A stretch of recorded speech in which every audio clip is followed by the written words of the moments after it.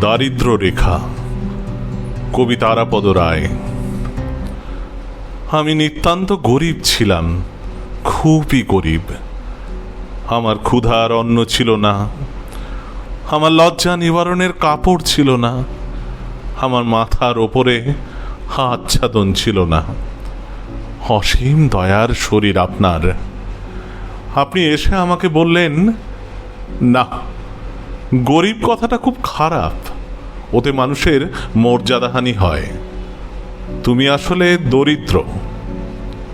অপরিসীম দারিদ্র্যের মধ্যে আমার কষ্টের দিন, আমার কষ্টের দিন দিনের পর দিন আর শেষ হয় না। আমি আরো জীর্ণ, আরো ক্লিষ্ট হয়ে গেলাম। হঠাৎ আপনি আবার এলেন, এসে বললেন, দেখো, বিবেচনা করে দেখলাম দরিদ্র শব্দটাও ভালো নয়, তুমি হলে নিঃস্ব। দীর্ঘ নিঃস্বতায় আমার দিন রাত্রি, গনগনে গরমে ধুঁকতে ধুঁকতে, শীতের রাতে ঠান্ডায় কাঁপতে কাঁপতে, বর্ষার জলে ভিজতে ভিজতে আমি নিঃস্ব থেকে নিঃস্বতর হয়ে গেলাম। আপনার কিন্তু ক্লান্তি নেই। আপনি আবার এলেন, আপনি বললেন, তোমার নিঃস্বতার কোনো মানে হয় না, তুমি নিঃস্ব হবে কেন? তোমাকে চিরকাল শুধু বঞ্চনা করা হয়েছে, তুমি বঞ্চিত, তুমি চির বঞ্চিত। আমার বঞ্চনার অবসান নেই।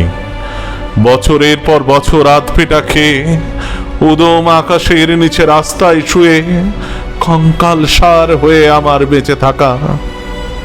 কিন্তু আপনি আমাকে ভোলেননি। এবার আপনার মুষ্টিবদ্ধ হাত, আপনি এসে উদাত্ত কণ্ঠে ডাক দিলেন, জাগো জাগো সর্বহারা। তখন আর আমার জাগবার ক্ষমতা নেই। ক্ষুধায় অনাহারে আমি শেষ হয়ে এসেছি। আমার বুকের পাঁজর হাপরের মতো ওঠানামা করছে। আপনার উৎসাহ উদ্দীপনার সঙ্গে আমি তাল মেলাতে পারছি না। ইতিমধ্যে আরো বহুদিন গিয়েছে। আপনি এখন আরো বুদ্ধিমান, আরো চৌকস হয়েছেন। এবার আপনি একটা ব্ল্যাকবোর্ড নিয়ে এসেছেন, সেখানে চকখড়ি দিয়ে যত্ন করে একটা ঝকঝকে লম্বা লাইন টেনে দিয়েছেন। এবার বড় পরিশ্রম হয়েছে আপনার। কপালের ঘাম মুছে আমাকে বলেছেন, এই যে রেখা দেখছো, এর নিচে, অনেক নিচে তুমি রয়েছ। চমৎকার। আপনাকে ধন্যবাদ, বহু ধন্যবাদ। আমার গরিবপনার জন্য আপনাকে ধন্যবাদ, আমার দারিদ্র্যের জন্য আপনাকে ধন্যবাদ, আমার নিঃস্বতার জন্য আপনাকে ধন্যবাদ, আমার বঞ্চনার জন্য আপনাকে ধন্যবাদ, আমার সর্বহারাত্মের জন্য আপনাকে ধন্যবাদ।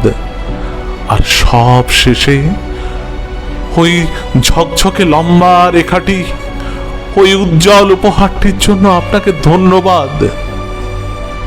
কিন্তু ক্রমশ আমার ক্ষুধার অন্ন এখন আরো কমে গেছে। আমার লজ্জা নিবারণের কাপড় এখন আরো ছিঁড়ে গেছে। আমার মাথার উপরের আচ্ছাদন আরো সরে গেছে। কিন্তু ধন্যবাদ হে প্রগাঢ় হিতৈষী, আপনাকে বহু ধন্যবাদ।